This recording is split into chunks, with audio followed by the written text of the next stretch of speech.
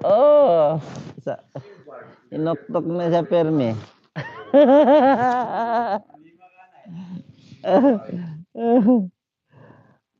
Hindi man gud masumbag ni mo, no?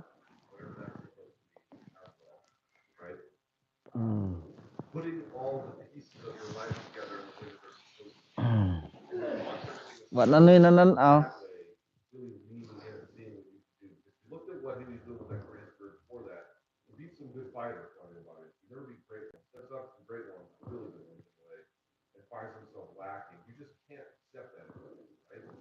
Kanan dahil nananaw ganiha, eh. Ah! Ah!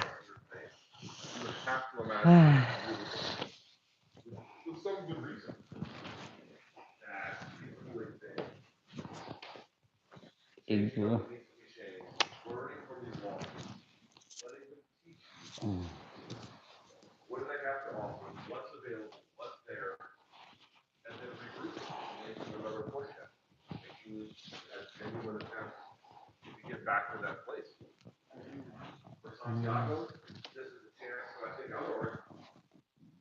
Yan na.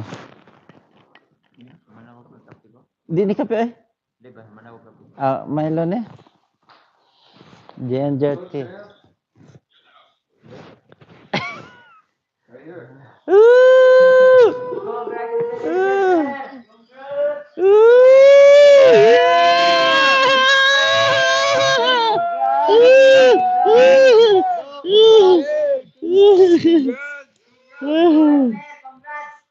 Good job, man. Good job.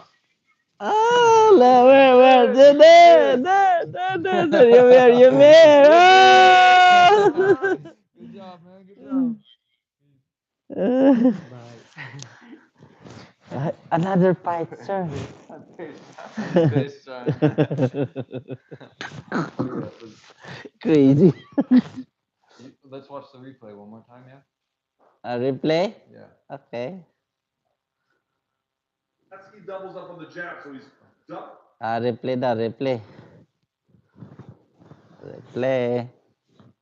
Oh, wait, characteristic of the obviously that's One. JRRR. Wala pa po. Hindi pa malaman.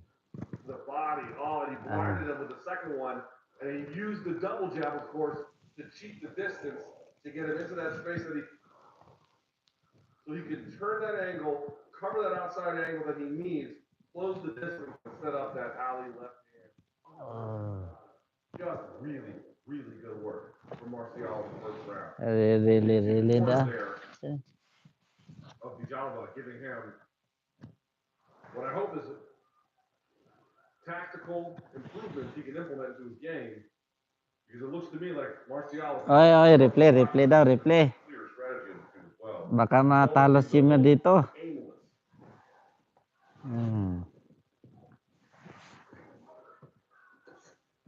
You can see him switching stances and getting underneath some punches, but then finding himself right in line for others as he plays with stance.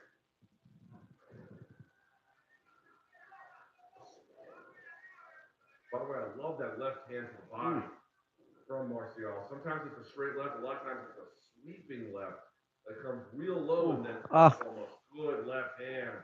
First the arch. I don't know. And then that right hand drops him. Dijalva is down for the second time in as many rounds in this middleweight contest. And the referee has enough. Martial, 4 fights, 4 wins, and now 2 KOs on his record. Very, very clinical job by this young man out of the Philippines. What a job he turned in tonight. Let's take a look at the replay. There's that jab, another jab, and then the double jabbing pushes him back. It does so many things for him. Double again.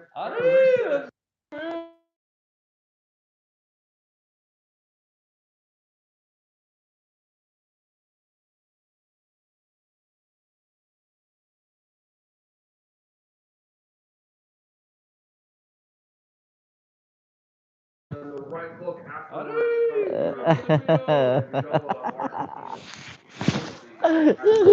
Iya, and the switching of the stance didn't meaningfully add anything to what he was trying to see the referee there. Daog na. A absolute clinical Absolute clinical. Job daw. 2 rounds, drops his opponent in the first, drops him in the second, twice, and the referee says, yeah, we've seen enough.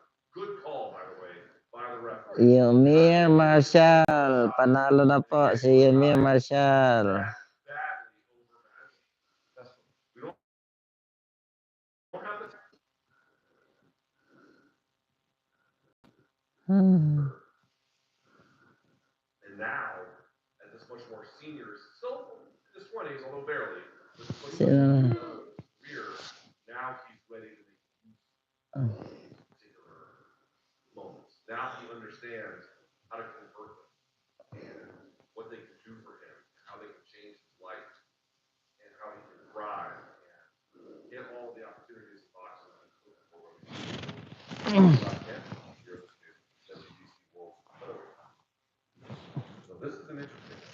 Lots of guys with, I'll say, big stakes involved in these matchups. Kita dulak karon.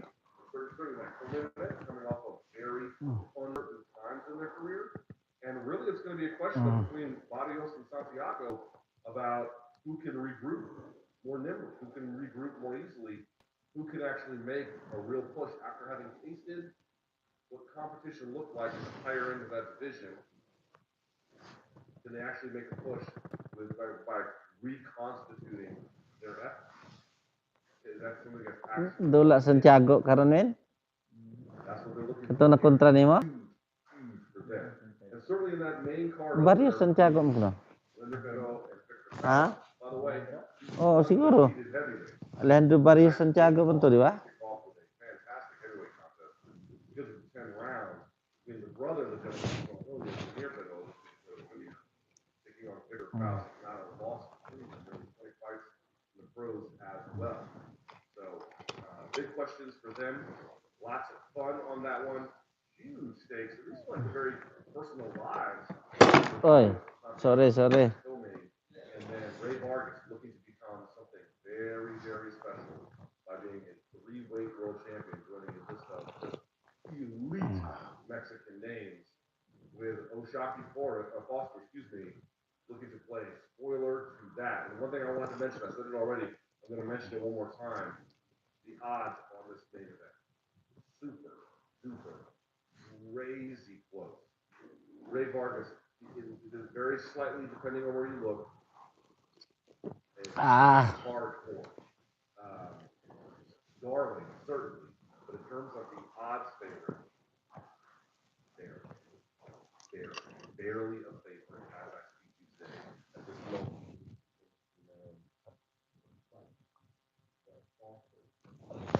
Ever so slight. Just a little.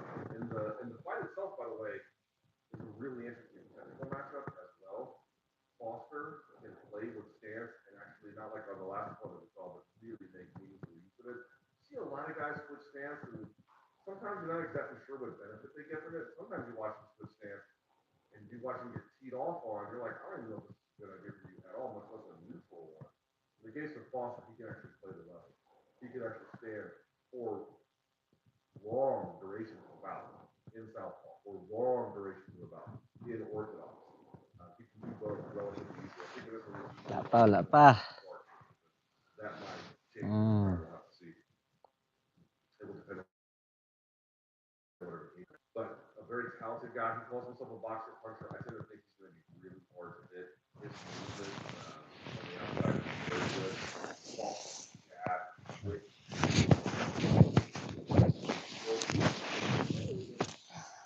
He does a lot with it.